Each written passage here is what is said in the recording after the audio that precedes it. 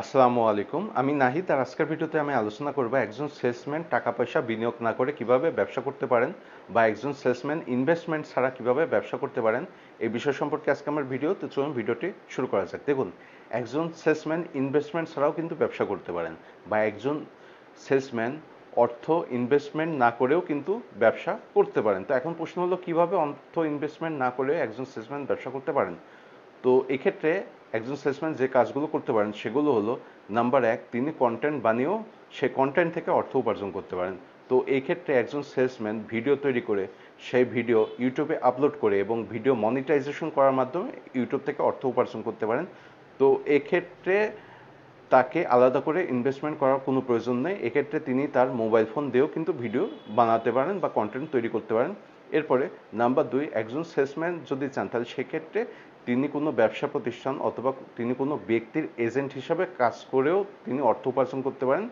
যেমন উদাহরণস্বরূপ, তিনি কোনো ব্যবসা প্রতিষ্ঠানকে এটা অফার করতে পারেন যে আমি আপনার কোম্পানির বা আমি আপনার ব্যবসা প্রতিষ্ঠানের প্রোডাক্ট সেল করে দেব, কিন্তু আমাকে এত পার্সেন্ট কমিশন দিতে হবে। অথবা তিনি কোনো ব্যক্তিকে এটা অফার করতে পারেন যে আমি আপনার জমি বিক্রয় করতে বা সেল করতে সহায়তা করব, কিন্তু আমাকে এত পার্সেন্ট কমিশন দিতে হবে।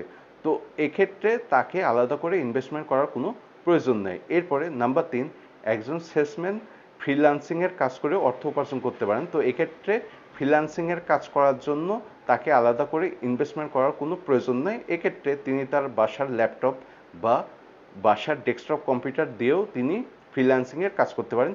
এরপরে নাম্বার চার, একজন সেলসম্যান যদি চান তাহলে সেক্ষেত্রে তিনি কনসালটেন্সির ব্যবসা শুরু করতে পারেন, কারণ কনসালটেন্সির ব্যবসা করার ক্ষেত্রে তাকে আলাদা করে কোনো ইনভেস্টমেন্ট করার কোনো প্রয়োজন নেই। এরপরে নাম্বার চার, একজন সেলসম্যান ইনভেস্টমেন্ট ছাড়াও অনলাইনে ব্যবসা করতে পারেন। তো এক্ষেত্রে তিনি টাকা দিয়ে মাল কিনে সে মাল গুদামে ফেলে রাখার তার কোনো প্রয়োজন নেই।